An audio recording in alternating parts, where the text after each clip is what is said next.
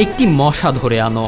শুনতে অদ্ভুত, এমনকি হাস্যকর মনে হতে পারে, তবে এই বাক্যটি রেডিও বার্তায় ভেসে আসলে গাজার আকাশ বাতাস ভারী হয়ে আসে।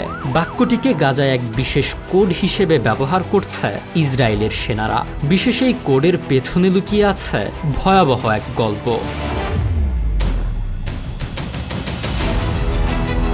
ইসরায়েলের সেনারা প্রত্যেকবার যখন গাজার কোনো ভবন বা সুড়ঙ্গে অভিযানের পরিকল্পনা করে, তখনই তারা ব্যবহার করে তাদের কোডের মশাটিকে। এ মশা আদতে কোনো মশা নয়। ইসরায়েলিরা মশা বলতে মূলত বোঝায় ফিলিস্তিনিদের। কমান্ডারদের নির্দেশনা পেলে ইসরায়েলের সাধারণ সেনারা একজন ফিলিস্তিনিকে রাস্তা বা যে কোনো জায়গা থেকে ধরে আনে। এরপর তাকে ব্যবহার করে মানববর্ম হিসেবে। গাজার ভবন বা সুড়ঙ্গে অভিযান চালানোর সময় সেনারা পেছনে থেকে আটককৃত ফিলিস্তিনিকে আগে সেই ভবন বা সুড়ঙ্গে পাঠায়, যেন কোনো বোমা পুঁতে রাখা হলে বা হামাসের কোনো যোদ্ধা থাকলে আগে ওই ফিলিস্তিনি ক্ষতিগ্রস্ত হন। বার্তা সংস্থা এপি শনিবার 24 মে দুজন ইসরায়েলি সেনা ও প্রত্যক্ষদর্শীর বরাতে এমন ভয়াবহ তথ্য তুলে আনে, যা আন্তর্জাতিক আইন লঙ্ঘনের গুরুতর উদাহরণ হিসেবে বিবেচিত হচ্ছে। প্রতিবেদনে উল্লেখ করা হয়, ইসরায়েলি বাহিনী দীর্ঘদিন ধরেই গাজা ও পশ্চিম তীরে সামরিক অভিযানে ফিলিস্তিনি বেসামরিক নাগরিকদের মানব ঢাল হিসেবে ব্যবহার করে আসছে। তবে গাজায় চলমান যুদ্ধ শুরুর পর থেকে এই অনৈতিক কৌশলের প্রয়োগ ব্যাপকভাবে বেড়ে যায়।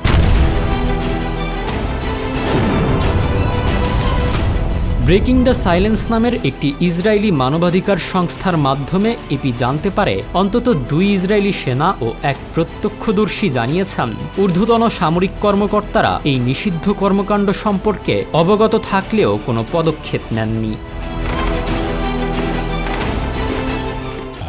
বাংলাদেশের শক্তিশালী থার্মিক স্টিল বার ফেমাস স্টিল লিমিটেড। প্রতিবেদনে উঠে আসে, ইসরায়েলি সেনারা ফিলিস্তিনিদের মশা বা ভীমরুল ইত্যাদি অপমানজনক নামে ডাকে। এক সেনা জানিয়েছেন, 2023 সালে হামাসের হামলার পর থেকেই গাজায় মানব ঢাল ব্যবহারের প্রবণতা শুরু হয় এবং 2024 সালের মাঝামাঝি সময়ে এটি ভয়াবহ রূপ নেয়।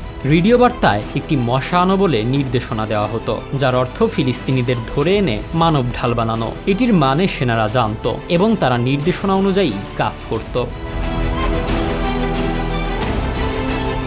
এক সেনা দাবি করেন, তিনি গাজায় 9 মাস ছিলেন। এ সময় নিজেদের সেনাবাহিনীর সব ইনফেন্ট্রি ইউনিটকে পদ্ধতিটি ব্যবহার করতে দেখেছেন তিনি, কারণ এটি খুব সহজ ছিল। চাইলেই রাস্তা থেকে কোনো ফিলিস্তিনিকে ধরে এনে মানব ঢাল হিসেবে ব্যবহার করতে পারত তারা।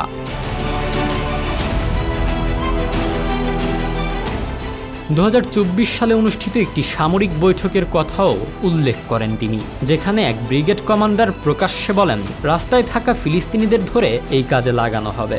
এক ঘটনায় একটি ইউনিট এক ফিলিস্তিনিকে বাড়ির ভেতরে ঢুকিয়ে দেয় এবং সেখানে উপস্থিত অন্য ইউনিট তাকে হামাস যোদ্ধা ভেবে গুলি করে হত্যা করে। পরে এক সেনা কর্মকর্তা মন্তব্য করেন, ভবিষ্যতে যাতে এমন ভুল না হয় তাই মানব ঢালদের ইসরায়েলি সেনাবাহিনীর পোশাক পরিয়ে দেওয়া হতো।